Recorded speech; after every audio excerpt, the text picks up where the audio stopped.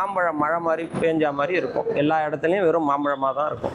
நம்ம காரைக்கால்லையே மிகப்பெரிய ஃபெஸ்டிவல்னா அது மாங்கனி திருவிழா தான். உலக புகழ்பெற்ற மாங்கனி திருவிழா எப்போன்னு சொல்கிறேன், வீடியோ சேவ் பண்ணிக்கோங்க. இது மாதிரியான டெம்பிள் கண்டென்ட்க்கு நம்ம பூவை அஃபிஷியலாக ஃபாலோ பண்ணிக்கோங்க. கோவில் திருவிழாவையொட்டி வெளிப்புறம் பந்தல்கள் போடப்பட்டு வருது. காரைக்கால் அம்மையாருடைய வரலாறு சிற்பங்களாக கோவிலை சுற்றி வடிவமைக்கப்பட்டிருக்கு. உங்களோட கைகளால் சிற்பங்களை தொட்டு படிச்சு பாருங்க, அதோட உணர்வே தனி. வருகிற ஆனி மாத பௌர்ணமியில் அம்மையாருடைய வாழ்க்கை வரலாறு நிகழ்ச்சி சிறப்பாக நடைபெற உள்ளது. மாங்கனி திருவிழா வைபவம் ஊர்கூடி சிறப்பாக நடத்த இருக்கிறாங்க.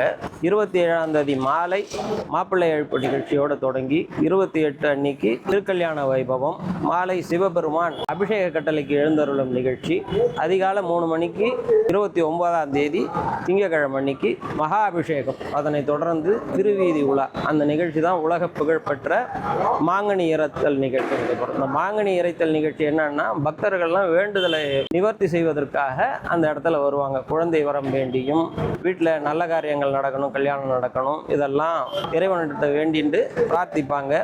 நிறைவடைஞ்சோன்னா அவள் எல்லாமும் மாங்கனிகளை எல்லாருக்கும் கிடைக்கணும்னு, வாரின்னா மழைன்னு பேர். அன்றைக்கி தினம் பார்த்தீங்கன்னா இந்த ஊரில் மாம்பழம் மழை மாதிரி பேஞ்ச மாதிரி இருக்கும். எல்லா இடத்துலையும் வெறும் மாம்பழமாக தான் இருக்கும்.